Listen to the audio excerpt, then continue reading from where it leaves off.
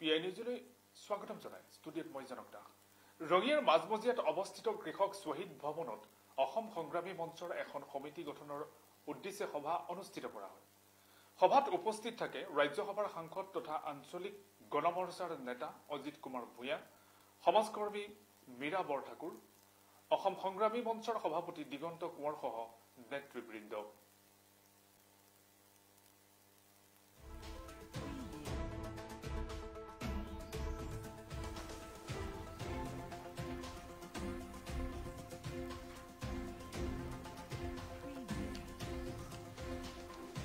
আজি এনেদৰে ৰঙিয়াৰ মাজমজিয়াত অৱস্থিত কৃষক শ্বহীদ ভৱনত অসম সংগ্ৰামী মঞ্চৰ এখন সমিতি গঠনৰ সভা অনুষ্ঠিত হয়।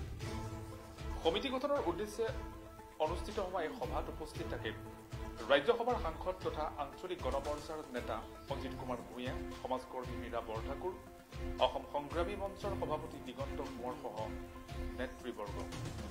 ৫ শতাধিক ৰাইজ উপস্থিত থকা সভাত আটাই বৰ্তমান নৰেন্দ্ৰ মোদী চৰকাৰক সৌধাৰ সমালোচনা কৰা পৰিলক্ষিত হয়।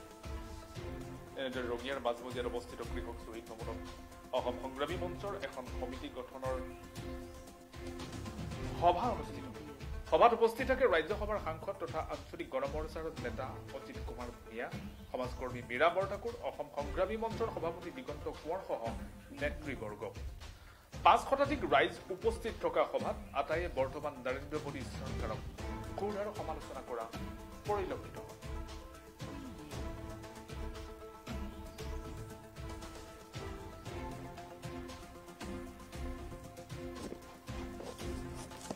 ঐক্যবদ্ধ হ'ব লাগিব। দেশত বিপদ আহিছে, এই বিপদৰ পৰা পৰিত্ৰাণ পাবৰ কাৰণে আমি সকলো ঐক্যবদ্ধ হ'ব লাগিব।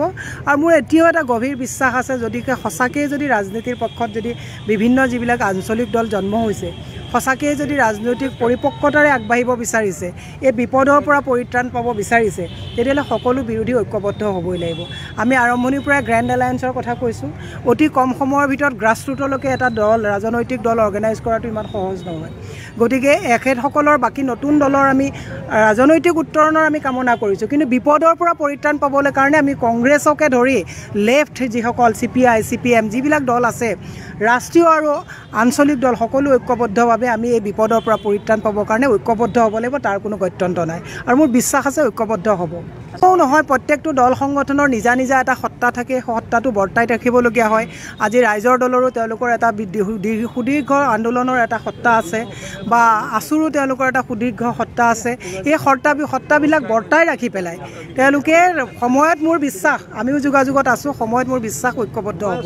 কাৰণ নহ'লে ৰাজনৈতিক উত্তৰণ মানে আৰু এই বিপদৰ পৰা পৰিত্ৰাণ পোৱাটো অসম্ভৱ। আমি চেষ্টা অব্যাহত ৰাখিছোঁ আৰু অব্যাহতত চাওক, ৰাজনৈতিক ক্ষেত্ৰখনত প্ৰত্যেকটো ইতিমধ্যে ৰাজনৈতিক দলৰ স্বীকৃতি পাইছে অসম সংগ্ৰামী মঞ্চই।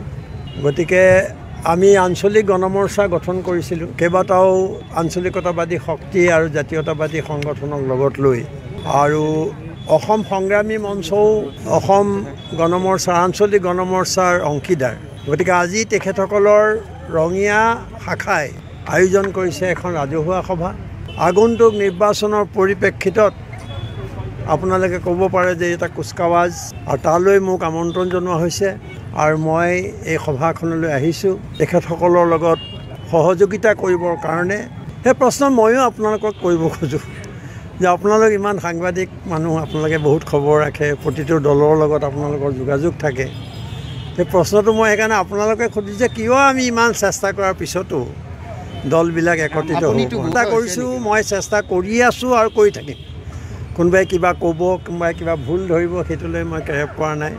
মই আৰম্ভণিতেই, মোৰ ইমান প্ৰয়োজনো নাছিল, মই সাংসদ হোৱাৰ পিছত প্ৰতিটো সংগঠনৰ কাষলৈ গৈ, তেওঁলোকৰ কাৰ্যালয়লৈ গৈ মই ইয়াৰ প্ৰয়োজনীয়তা, আঞ্চলিক দলবোৰ প্ৰথমতে ঐক্যবদ্ধ হ'ব লাগে, একত্ৰিত হ'ব লাগে, আৰু বিজেপিৰ বিৰুদ্ধে যদি এজন প্ৰাৰ্থী থিয় কৰিব পৰা নাযায়, তেতিয়াহ'লে আমি যিমান সহজ হ'ব বুলি ভাবিছোঁ, কথাটো ইমান সহজ নহয়। কাৰণ অসমৰ জনগাঁথনি, অসমৰ বিশেষ পৰিস্থিতি, ইয়াৰ বহুধা বিভক্ত অসমীয়া সমাজ, এই গোটেইবোৰ যদি আমি বিবেচনা কৰোঁ, তেতিয়াহ'লে আমি এই যে ভোট বা যাতে ভাগ নহয়, সেই কথাটো প্ৰথমেই চিন্তা কৰিব লাগিব। আৰু অকল আঞ্চলিক দলবোৰ একত্ৰিত হ'লে শক্তিশালী হ'ব। আমাৰ চৰ্তবোৰ অন্যান্য দলবোৰে মানি ল'বলৈ বাধ্য হ'ব। কিন্তু আমি যদি ভাবোঁ যে আমি লগ হ'লেই কেৱল চৰকাৰ গঠন কৰিব পাৰোঁ, সেই কথাটো মই এটা অলিক কল্পনা বুলি ভাবোঁ। আৰু মই মিছাকৈ ৰাইজক এটা মিছা কথাৰে মই কল্পনালৈ ঠেলি দিব নোখোজোঁ। কৰক যিবিলাকে